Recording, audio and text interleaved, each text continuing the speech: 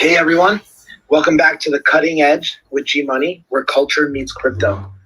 Our guest today is a digital artist, explorer, and educator from Canada, best known for some of the most unique and recognizable photographs on the internet, most notably the Hawaii photo that sparked the Free Hawaii photo movement. I want you to welcome special guest Cath Simard. Hey Cath, how you doing? How's everything? Hey, what's up, G? I'm doing super well. Been a busy last few days. I'm trying to catch up some sleep now, but I've been doing good, very good. Yeah, great. That's awesome, and I definitely want to get into that in a moment. But the way we met was I reached out to you. Probably, I think it was about a month ago at this point, because I was interested in collecting one of your pieces. And, the first conversation we had is, you told me about this idea of yours and I loved it right away. So before, I guess we get into everything that just happened this week, if you could just give a brief bio and a history of what your background is, how you ended up here, in NFTs, what got you interested, and how you came to wanting to sell this photograph the way you did, and the reasons for doing it. For sure. So hey everybody, I'm Cath Simard. I'm a French Canadian. So I'm from Quebec, and now I'm based in the Canadian Rockies.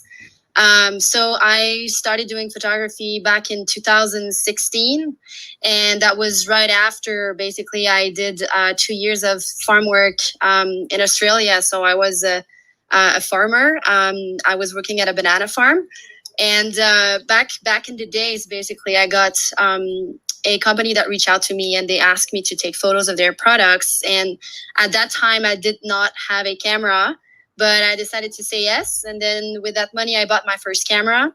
And then I started to travel the world, and I fell in love with landscape photography, most precisely in the Canadian Rockies, where it was my first time seeing mountain that's huge. And I just completely fell in love with the outdoors.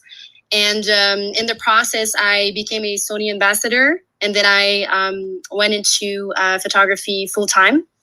And for NFTs, really, I think that this really sparked my interest back in January 2021.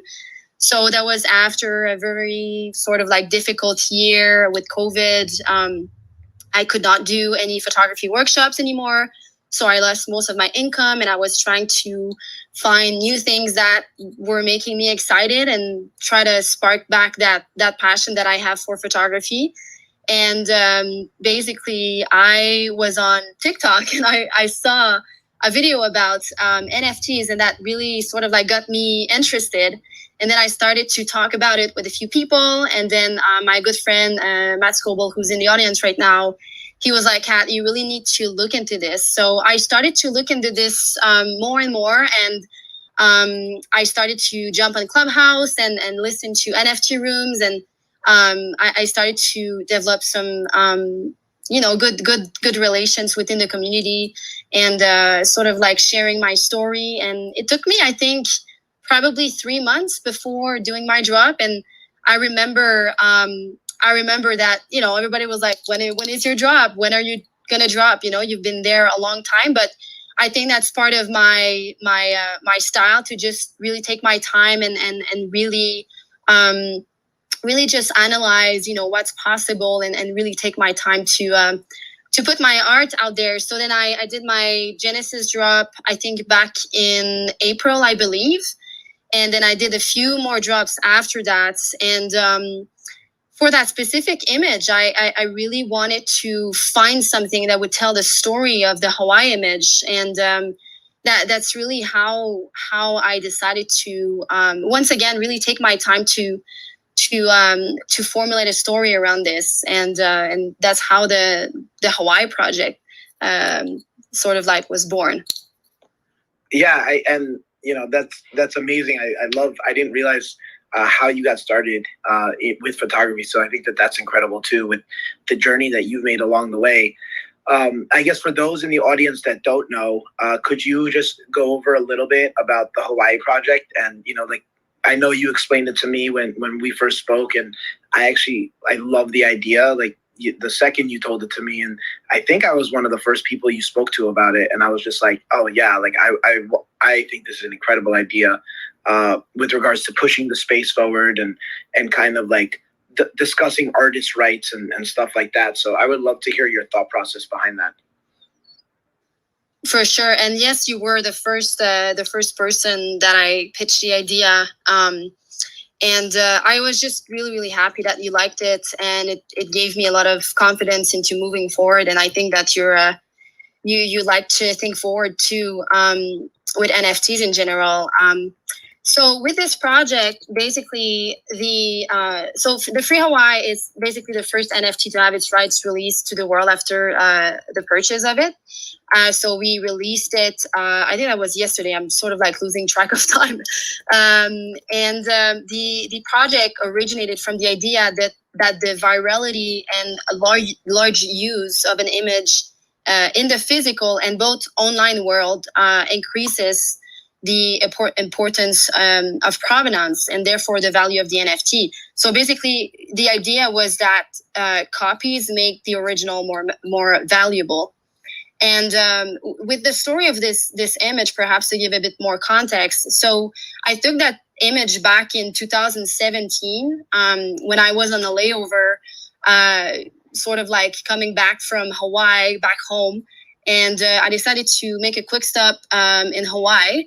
And I think I spent maybe like 48 hours there. And I decided to rent a car. And then I saw that photo that my friend took back in the days.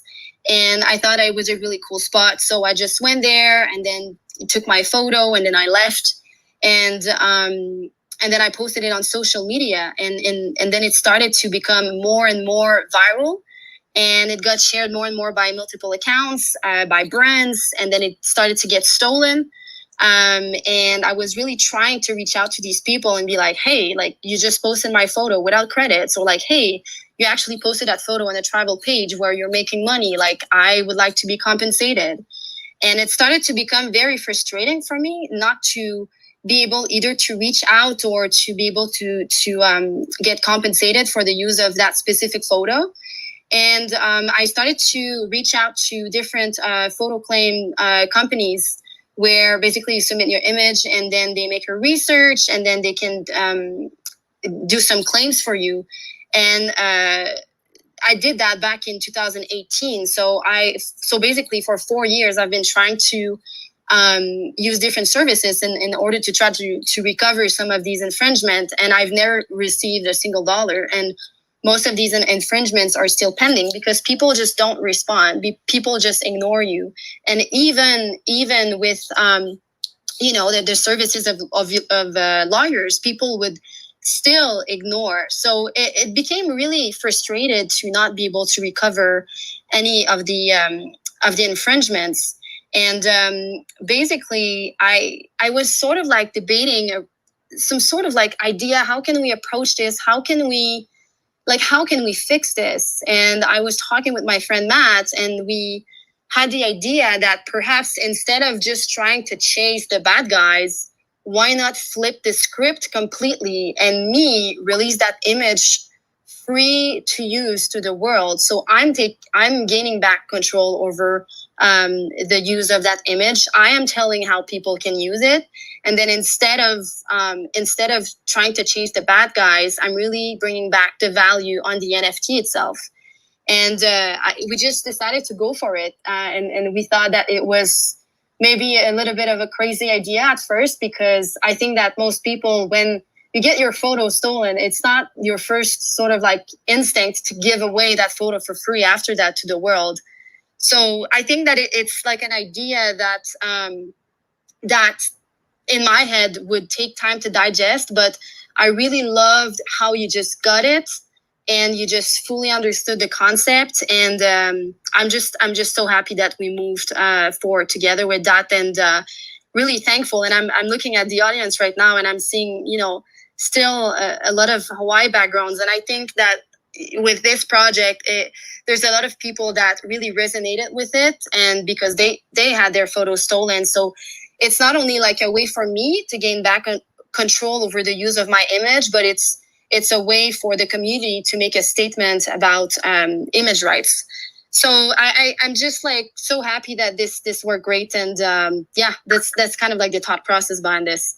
Yeah, awesome. Thank you for sharing that. You know, like I think a couple questions and comments, and like my first question is, or comment, I guess, is, you know, we're always, and I know that this is something that's front and center in the NFT space, is regarding IP and trademark and copyright and all these terms that get thrown around and things that need to get solved.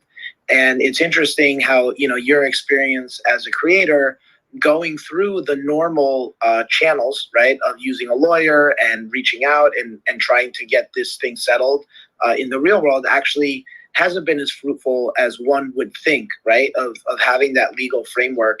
And, you know, that the process is, one, drawn out, because you said you've been working on it now for 3 or 4 years. And, you know, how like it's not as streamlined as one would think, right? So I love the fact that when you came to me and you were discussing it, it was like, yeah, like to me, this is exactly what we should be doing with IP. Like, I don't know what the answer is, but we need to mess around and kind of figure out and disrupt ourselves to that point. You know, I think I experienced something similar. I remember when I first bought my punk and I started using it as my profile picture, and people were like, right click save and using it as their profile pictures. And I was like, please, like, do it, like, use it, right? Because you're just making the meme that much more popular, right? And to your point is, and I love that when you said that, right? When you said that, you know, the value of the picture is in the virality of it, right? You know, it should be open to everyone. And that's really what attracted me to it, like from the get-go, right when you said that. And I guess, and also like the community as a whole, right? Like it's, you know, a lot of people were changing their profile pictures in support over the last few days. And I think that that's been incredible. What's been the feedback from the community as a whole and support? And I'm sure you've heard a lot of great stories from other people that you've inspired as well. Yeah, for sure. I've received a few DMs about people basically sharing their stories about how they got their image stolen, either by, you know, even big hubs like Reddit or 9gag, and never credited. And like they would just sort of like felt helpless with that. And it's just been, the feedback has been absolutely insane. And I've also had people reaching out and being like, well, you know, like I'm interested in perhaps trying the same thing. I'm interested in experimenting with that idea. Like, even if it's not about necessarily releasing the rights to the world, then perhaps is by including a little part of licensing within their NFT. So I think it's just like a really cool thing. And also, I just received an email from Facebook and Instagram asking me to participate in perhaps opening the discussions around rights. So I think that this is just like a huge win, that they're seeing what we're doing. They're seeing what's happening. And yeah, I was just so happy to receive that email basically just an hour ago. So I think that they're just seeing, you know, what we're doing here in the NFTs, and they're really interested to hear more about it. Oh, wow. That's awesome. Thank you for sharing that. You know, I think that's just a testament to how much these big companies are actually paying attention to the space. And, you know, I keep saying this in a lot of my conversations, where I feel like we're in that quiet period where anybody with a major brand is evaluating the space and taking a look at it and looking at the opportunity. And to them, they're looking at what works and what doesn't, right? And so like the beautiful thing of what you just did here this week that I love is that, you know, we're not going to get everything right every time, right? But you're not going to figure out what works and what doesn't unless we give it a shot, right? So that to me is, one of the things that I always try to do is like, let's push the space forward. Let's try to innovate because people are watching, right? Like these major brands that can put a lot of their marketing dollars and their budget behind things, like they can sit there and they're watching very closely and very intently. Along those lines, I just wanna say something with regards to POAPs from last week. Last week, a couple people had trouble claiming their POAPs because there was so much of an overload. So what we decided to do this week was increase the POAP claim period. So starting from now until 7:45, you guys can go to gmoney.ai and you can claim this week's POAP. And this week's POAP is actually a special edition because the Free Hawaii background is actually the background of the POAP itself. So those are like super free to claim. I think that those are going to be amazing to keep in your wallets long term and stuff like that. But yeah, I mean, hey, Kat, so like, what do you see? Like, what are you hoping? Where are you hoping NFTs go from here with regards to rights and IP? Like I know it's still really early from what you just did, but I know that it's at least starting the conversation. And the beautiful thing about starting these conversations is that people, much like all of crypto, is people iterate on top of other ideas, and the open source of everything allows it to happen faster, right? So I know you wanted to start the conversation, but have you gotten any feedback of people maybe wanting to push even further? What are you thinking of to do next? Like, I guess, like, what's your vision and plan from here? Yeah, so it's definitely a good conversation to have. I think that, this entire Free Hawaii project was really like an experiment to see what kind of possible feedback that we can get out of this. I've heard a few people basically planning on integrating rights within the NFTs, because right now NFTs, it doesn't necessarily protect you, right? So we're still gonna have to go against the bad guys and use either image claim services or lawyers and try to recover some of that money. So I think that just by making this image available to the world, perhaps this will just open new horizons of the different possibilities that we have. And I think that receiving that email from Facebook and Instagram was exactly what I was hoping for, to be able to reach out, or people reaching out to me and be like, hey, let's talk about this. Let's see what we can do. And I think that perhaps just making them more aware of what's happening. I'm sure that they know what's happening, but like, what sort of like implementation can we do within social media to make sure that people are credited, or to make sure that people are being compensated if that image is used in rights? And I'm hoping that technology could help us achieve that. But as of right now, I think that project, it was just sort of like the first step into really talking about it, because I feel that it's been dying down a little bit over the last few years. It's like, oh, well, everybody's using images for anything, and nobody's really able to recover from it. I have a few friends, photographers, who worked with some of similar companies than me, and they were able perhaps to recover $1,000 a month for some of the images. But even me, with my other images, to be honest, I don't think that I have been able to recover more than $1,000 or $2,000 out of the entire claims that we made, including Free Hawaii and all of the other images within my portfolio. So yeah, I think. Yeah, sorry, finish. No. So basically, I think that it's just really going to be about listening to the possibilities and seeing if the technology could help us. Right, and so I guess to that end, then I'm sure a lot of people, I probably speak for a lot of people here, where it's like, what, if you did have the rights and you did get like fully paid out on the use of that image over the past few years, like, what is that payout usually like, right? Because I know we have been talking a lot in the space about, obviously giving back to the creator and allowing them to experience in that upside. But I don't know, especially how like photography works with regards to like, what's your payout or like how much would you make on the photo being used in, for different things that like you missed out on? Yeah, for sure. I think that for the claims, let's say if I think I probably had over 100 claims with that image over the last 4 years. So I usually with the penalties, like this can go up to $5,000 per case. So there's that.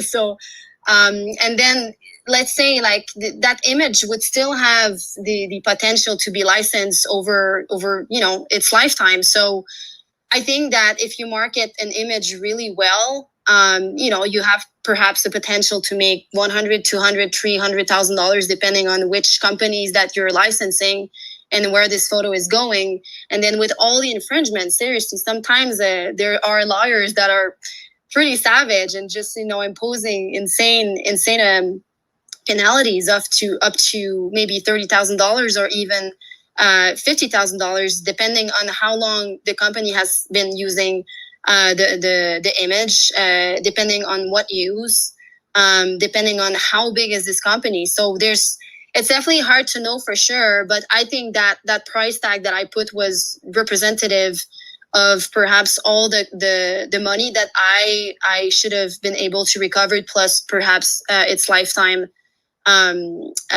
usage for licensing. So yeah, it really depends.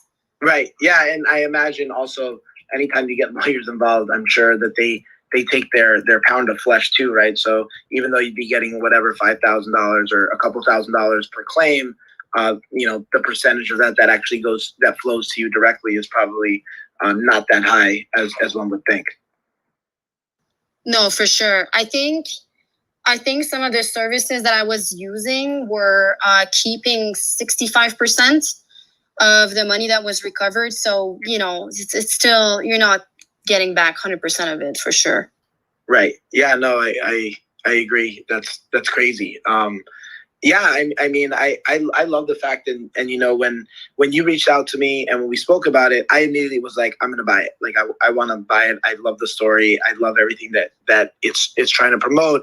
And then a couple of weeks ago, we spoke about it, and we were like, I think it's probably better to do it as an auction. I think that would be doing the story more justice and make it more equitable for anybody that wanted to have the opportunity to buy it. So.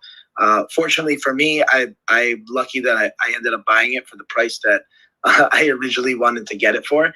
I'm super grateful for that, and I think it's an incredible story, and I'm so happy that you were able to share that with me, right? And to do that. So I just want to remind everyone right now that if you go to gmoney.ai.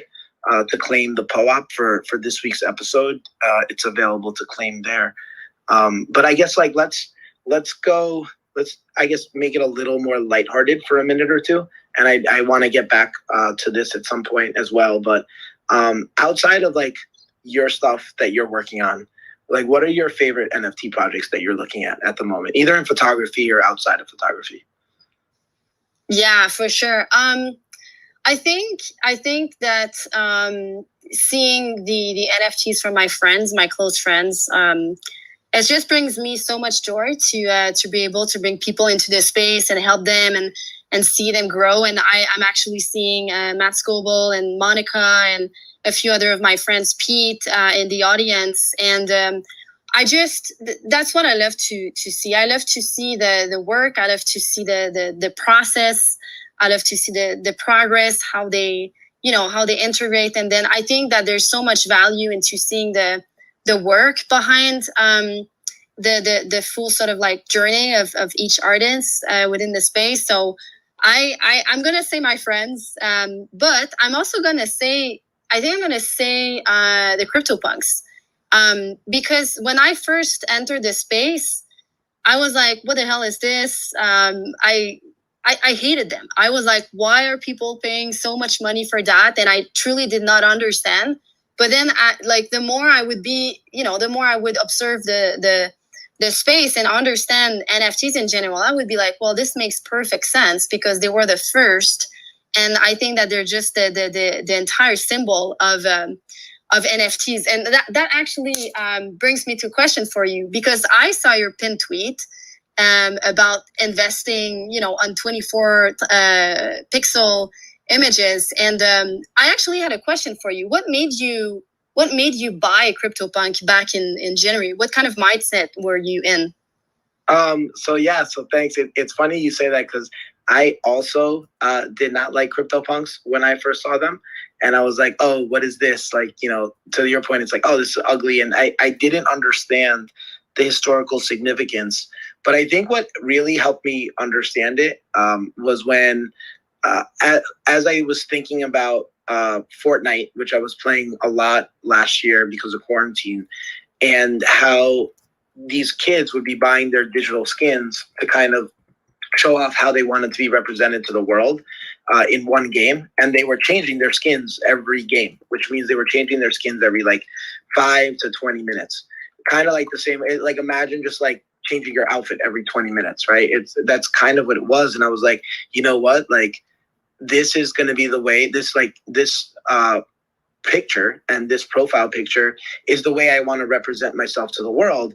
And what I noticed at the time was that the most OG, the people that knew the most about NFTs, that were the most successful about NFTs, were the people that have CryptoPunks as their avatars, right? And so as I thought about that, and I thought about American consumerism, let's say, and how we interact with labels, and if you wear a certain label because of what it stands for, right? Like, it's not necessarily, there's some things you obviously buy because you like the style and you like the clothing, but there's also brands that, they stand for certain things and you associate things with that, right? And so to me, it was like, okay, if over the long term, I think that the value of CryptoPunks are going higher and the value of NFTs are going higher. This is almost like a way to show I'm a part of let's say the club and having membership. And so and I think we're starting to see that sprout out, right? Like, now that CryptoPunks are at the top, you start seeing that come in, first with Bored Ape Yacht Club, and now with other communities that are starting to spring up and around, is because some things are affordable at this point and some things aren't, right, to most people. And you're seeing these communities form around each of these NFTs. And to me, that's the coolest part about all of this, right? I think one of the things that is interesting is crypto right now is so small, and 10,000 is that magic number. And the question becomes is, as crypto grows bigger, how do you want to keep making a lot of these projects more inclusive, not exclusive? So I think that's an interesting scaling solution that we're probably going to have to tackle, hopefully sooner rather than later, as more people get onboarded. But yeah, I'm happy to hear that you're interested in crypto. But do you own any punks? I do not, but I have to tell you that I did have the chance to get one. I think that was back in July when the floor was 20.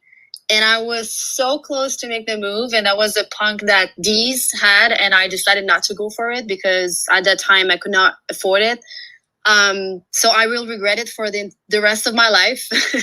But yeah, they will still stay my second favorite NFTs, I'm going to say. Okay, cool. Is there anything else you like that's besides the punks? Well, I love anything that touches on art blocks. I think they're pretty cool. I have a squiggle, so I love my squiggle. And I think just anything that touches on photography as well, because this is where I'm from. So just seeing so many, great photography entering the space right now, I love it. And I think that this is going to be, I think that NFTs in general are something that perhaps photographers can benefit a lot. And not all of them are aware of it. I'm hoping that Free Hawaii Photo Project helps bring a bit more light on NFTs. I just had a publication on Petapixel, which is a huge sort of media that touches on photography. And you can see in the comments that people are really still confused. So we have still a lot of work to do. But I think just, the more and more that we either do projects or try to onboard our friends one-on-one, or, like talented people or talented artists that we know, the more we're going to do an impact. And I'm really excited about that. And I think it's just little by little. Seeing that article was super cool. Yeah, no, that's awesome. And I agree with you. I think that as more people are learning about it, we still have a lot of work to do, right? Like I still am amazed because we're so deep in the weeds. So like to us, it's like, oh yeah, like it's an NFT. Like, how do you not know what an NFT is? But there's still so many people in the world that have no idea what an NFT is. And, it seems like on the surface, when you first hear about it, you're like, oh, this is, tulips. This is some bubble. This is some craziness. But once you like really start getting in the weeds and doing research, that's when like you start realizing it's like, wow, this is a real thing. This is something that that people and the community in general will start utilizing long term, right? So to me, it's like I think at this point it's all about education, and I know that's something like anybody listening to this podcast right now is like we're all early. Right, like it's on us. It's on our job. It's our job to focus on educating people and working on this. So that's why like I'm super excited when we get people from the traditional world like yourself coming into the space, understanding it, being embraced by the community, because I do see like your interactions with other community members and how you're always on Twitter Spaces talking to people and seeing just how you've been able to flourish as an artist yourself, and probably even build a stronger bond to your community because of it. Yeah, for sure. I think that every time that I have someone who doesn't understand NFTs coming to me and being like, hey, Kat, I really want to get into NFTs. Like, where do I start? I think that being on Twitter is always my number one answer. Like being on Twitter, you just understand what's happening here. You understand the community. You see what other people are doing. That's how you learn. That's how you develop sort of like friendships and relationships. And that's really how I think basically that's a good way to build ourselves as artists. And that's something also that I have not really felt, let's say, outside of Twitter, outside of NFTs. I've always felt a little bit like an outsider, let's say, on Instagram, because my photography style was perhaps a little bit non-traditional, I would say. So I still do a lot of composite photography. And it's always been sort of like considered as the dark horse in the photography community. But I have to say that on Twitter, I've always felt super inclusive from the start. And also just being exposed to so many different types of art has really helped me also grow as an artist. Like on back in the days on Instagram, I say back in the days because honestly, I haven't really been on Instagram much within the last year and a half.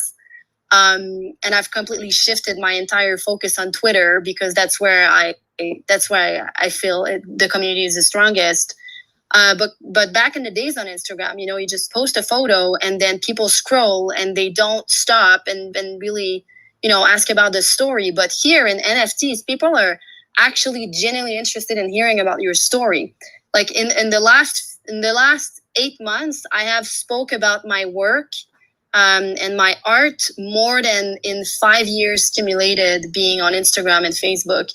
So I think that just Twitter and NFTs in general are just a wonderful way to grow as an artist and really go back into the root of your art. Like, why do you create? What's the story behind your art? And I absolutely love spaces because we're building connections through, talking and getting the tone of people rather than just a text, or a little comment that you see on Instagram. So that's why I'm so bullish on Twitter, because that really helps us build strong connections. And I think that's why the community is so strong here on Twitter, because you can get the personality, you can get the feel of other people rather than just like, hey, cool shot, bro, So I think that's like the best way for anyone who wants to start, just starting on Twitter and starting to interact with other people.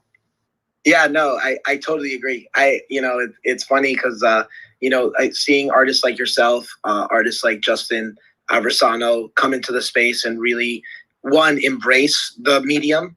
And you've seen both of yours and his success, and how the community has embraced you guys in return.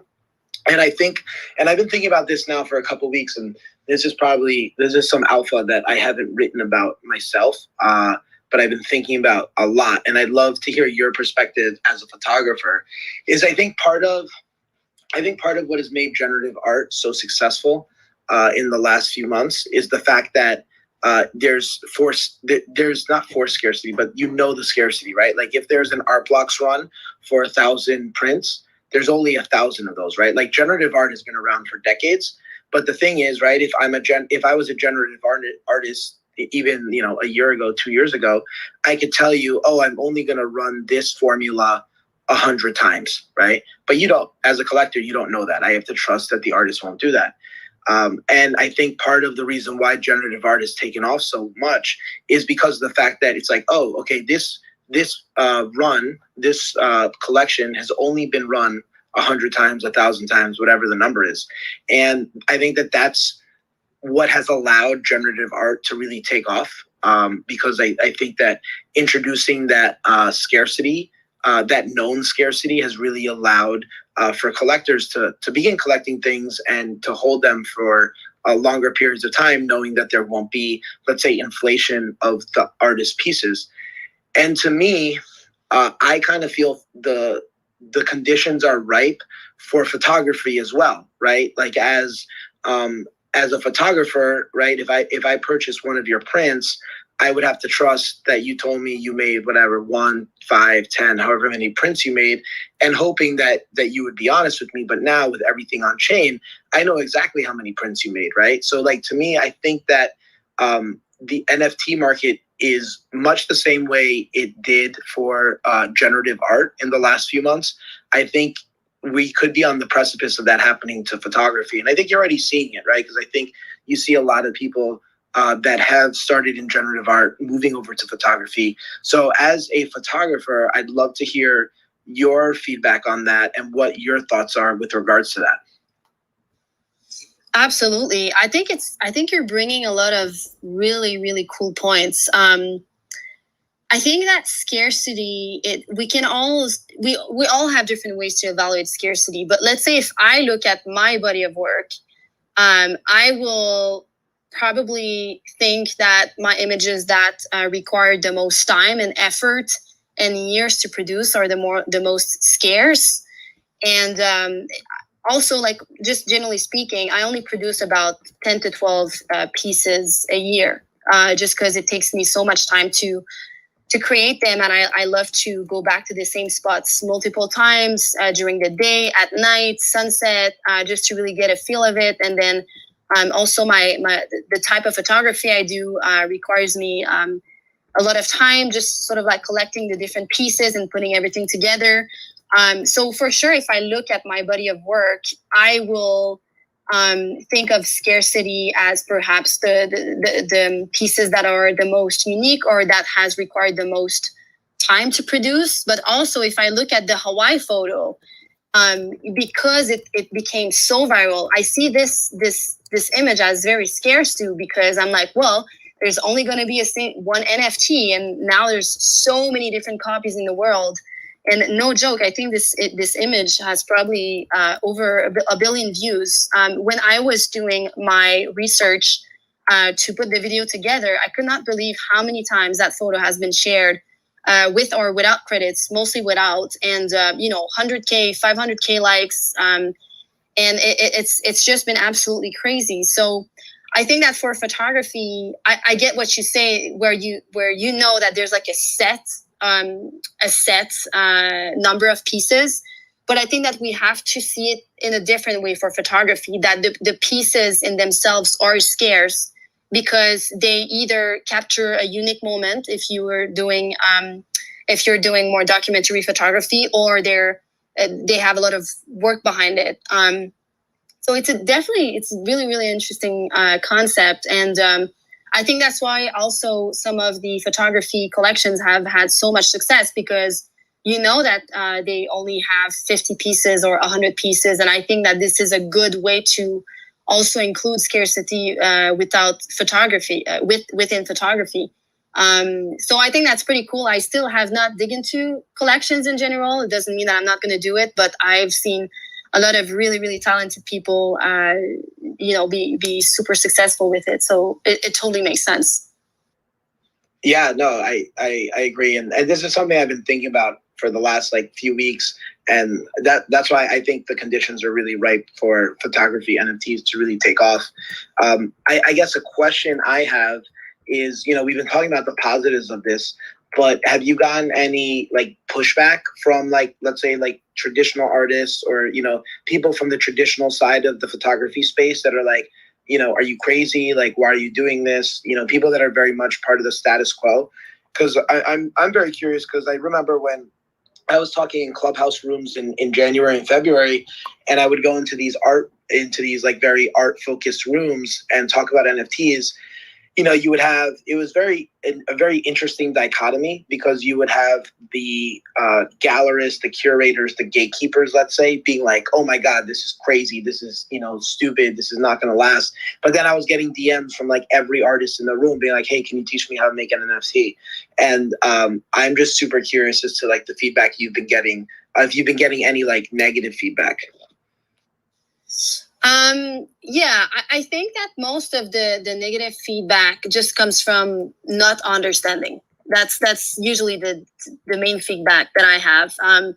It's funny because like maybe 1 or 2 months, like within the NFT space, I was already doing some live streams on Instagram, and I was trying to talk a bit about NFTs, even if I did not understand fully. And I was just, already sort of like sharing my knowledge about it, and people were so confused. But I remember there were a few people kind of like curious, but they never really took the jump. They never really decided to move forward with that. I think it just really, really comes from not understanding what NFTs are, but also what crypto is. I think crypto can be very scary when you don't understand it. And even I was trying to share, what I'm doing with my parents, and they're like, God, you can't get, paid in fake money. You have to sell everything. Like, you need to get this in your bank account. So I think it's just a mix of not understanding what NFTs are and not understanding what crypto is. And people maybe also were afraid to learn new things. Like there's, like if you're doing well in the traditional world, then why would you jump into NFTs? And I think that if I would be doing super well in the traditional world, if my stuff would be in museums and galleries and stuff like that, I'm not sure if I would necessarily dive into this. But I think that for artists like me that have always sort of like been a little bit of outsiders and never necessarily like exposed in galleries and museums, that's why I got curious. So I think that we need to target curiosity first. And I think that this is done with, doing podcasts like we're doing now. I'm really excited to share this podcast with my audience on Instagram, because I have been receiving hundreds and hundreds of DMs since I started. And, you're trying to help everybody. But, at the same time, it's like, well, where do we have a platform that delivers the right information? And I that's why I love this podcast. And I think it's going to be really useful. Thank you very much. We have 2 minutes left to claiming the POAP for those that are listening in live. If you go to gmoney.ai, you can claim a POAP for episode 4, which features the free Hawaii photo in the background. So you guys have 2 minutes left to claim that. I guess the question I have with regards to that, and obviously, what you were just saying, everything that you were saying about people not knowing, because I think at this point it's really about education and like how do we onboard as many people as we can, which is why I love giving artists like yourself a platform to discuss your experiences and to kind of help empower other artists. Is like, what advice I guess you have for artists that are getting into the space? Like, I know I have my advice that I always tell people, and I literally can't say it enough, is like community, engage with your collectors. But I guess what have, besides that, what have you experienced that you would want to share with other artists as they come into the space? Yeah, I think that the advice I've always been giving is to take your time. I see a lot of artists just really sort of like rushing projects and thinking that, you know, spending 1 week in the community is enough. You know, it doesn't mean that it's not enough, but I think just really taking your time to immerse yourself in the community, understand what NFTs are, how you can take your art and do something cool and perhaps different. I think that NFTs are the perfect medium to just take your art to the next level. So just take this opportunity to do something different that perhaps you would not have been able to do in other social media or you know, other jobs. So I would say really take your time, and like there's no rush. Like I understand that, you know, it might look like a bubble perhaps from people that don't fully understand the space, and it's like go, we need to go now, we need to do this, but like just take your time, like breathe, it's gonna be all right. It's funny you say that, because I was having that conversation today with somebody where you know, because of the nature of crypto and how everything moves so quickly, you feel like, one, you can never sleep, and two, that you always need to act quickly in order to take advantage of opportunities. And the one thing I've been learning is that the more patient I am, the better the opportunities that come to me are. And that's one, but also two is the more clear-headed I am, because you're not necessarily, like, to your point, right, is like if somebody finds out about NFTs, I think their initial reaction is like, okay, let me do something very quick because I don't know how long this is going to last and I want to take advantage of it. But I think when you start understanding that NFTs are here to stay long term, then you're like, okay, let me be thoughtful about it. Let me do something that, one, is organic, and two, is authentic to who I am as a creator and an artist. So I think that that's tremendous advice. Like, I love that. You know, I'm just like, as I think about the space, I think that that's like one of those things that's a common misconception, that people should just take their time. So I totally agree with you there.